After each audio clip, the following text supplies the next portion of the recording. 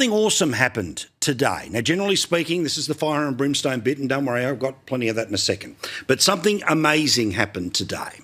If you know somebody who has dementia, have had to care for somebody with dementia, you know how debilitating it can be.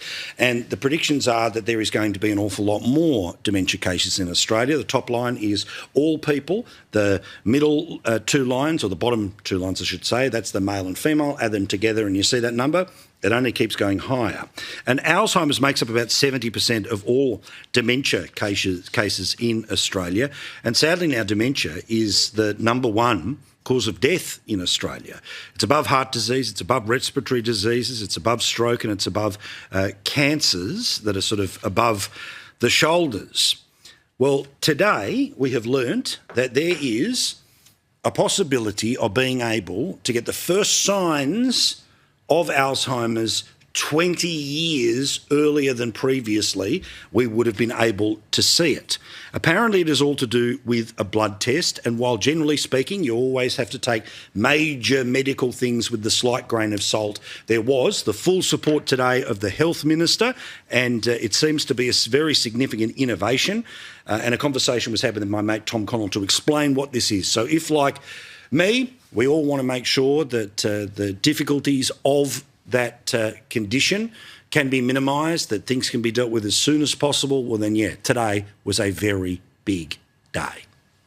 The level of correlation of this blood biomarker and changes in the brain are extremely tight. So this is probably one of the best blood biomarkers we have to date. It's known as phospho-tau 217. And yes, it picks it up at least 20 years before the onset of symptoms. So that's what makes it very exciting.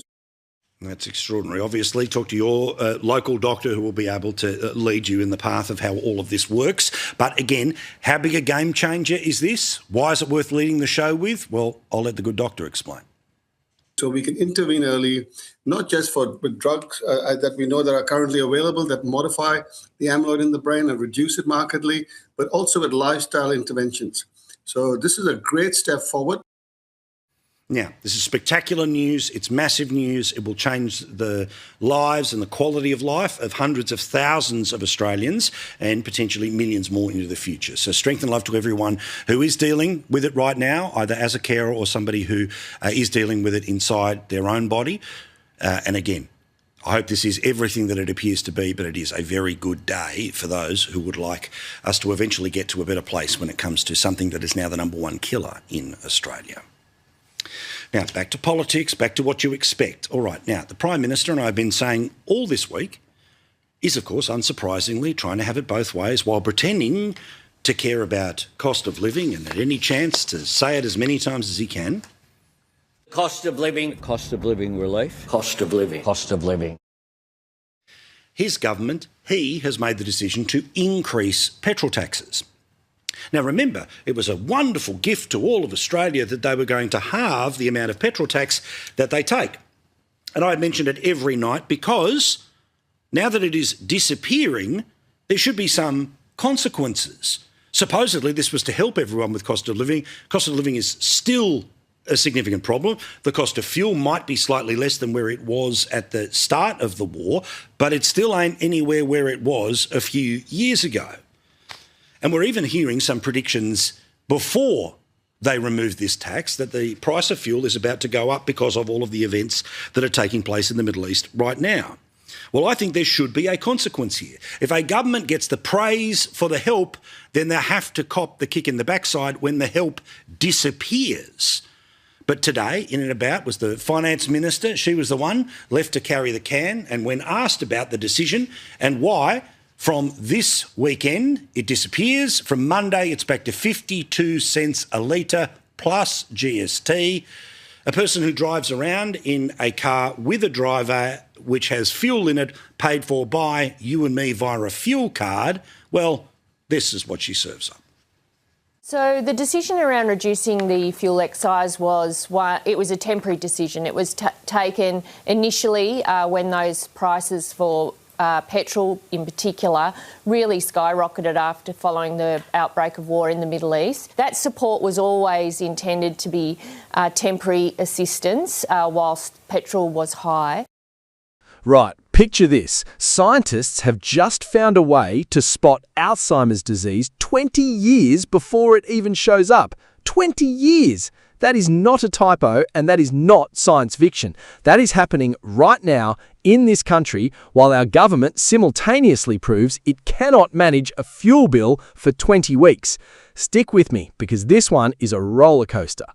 Quick favour, if you are loving this breakdown, let me see you hit that subscribe button right now. Over 90% of viewers have not yet. It is free, takes a second, and means the world to us. Thanks if you did. Now, let us get back to it. So, here's the good news first, because we like to keep you hopeful before we absolutely wreck your mood. Researchers have developed a blood test that detects a biomarker called phospho-tau 217. Try saying that 5 times fast. What this little marker does is flag Alzheimer's pathology decades, and I mean decades, before a person forgets where they left their keys. Think of it like a smoke detector that goes off before the house is even built. That is the level of early warning we're talking about. Why does this matter so much? Because dementia, largely driven by Alzheimer's, has quietly become Australia's leading cause of death. Not heart disease, not stroke, not cancer, dementia. So a test like this is not just clever science, it's a genuine lifeline. Earlier detection means earlier treatment, better lifestyle planning, and families getting more precious time to prepare, adjust, and simply be together. This is the kind of breakthrough that should make every Australian proud of what our researchers and medical system can achieve. And now, brace yourselves, because we are about to pivot from human brilliance to human frustration, because nothing quite balances out a story about scientific triumph like a story about political timing, does it? Let's talk about fuel. Remember when the government temporarily halved the fuel excise, dropping it from just over 44 cents a litre down to around 22 cents plus GST because global conflict sent petrol prices through the roof? Everyone remembers that part. That was the part with the press conferences, the confident nodding, the unmistakable vibe of "look how much we care about your cost of living." Well, funny thing about temporary relief, it tends to be temporary. That discount recently expired and the excise has snapped right back up, adding real cents per litre back onto every single fill-up, right when household budgets are already stretched thinner than a servo pie on a Friday night. It's like your landlord giving you 1 free week of rent, taking a lovely photo for the newsletter, and then acting surprised when you ask why the bill doubled the following month.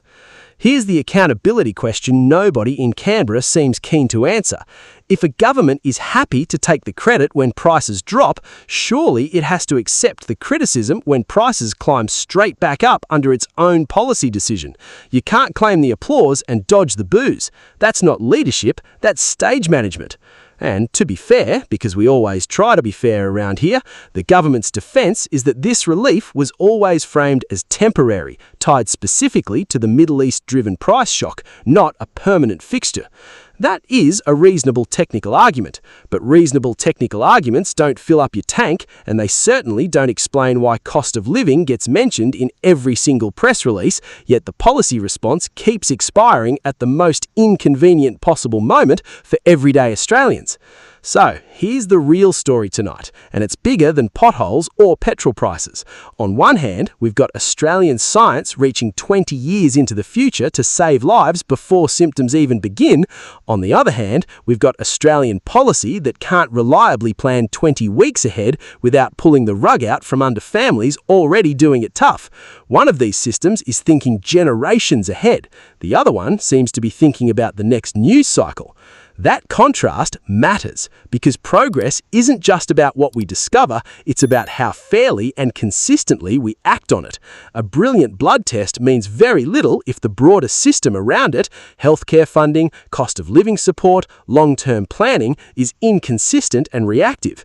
Real national progress needs both hands working together, bold science and steady, honest governance to match it.